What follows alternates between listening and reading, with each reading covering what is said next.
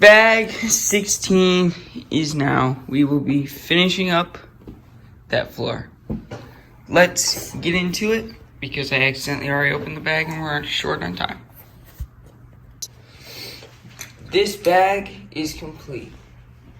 Now not one. Wait, let me see. Oh, it's just a little push up with that brick. That's it. It wasn't sliding. Okay, there it goes. Not 2. Not 3. But 4 parts open now. We don't really add anything. This was here before. We kind of added that. And over here, we have that. And that is completed.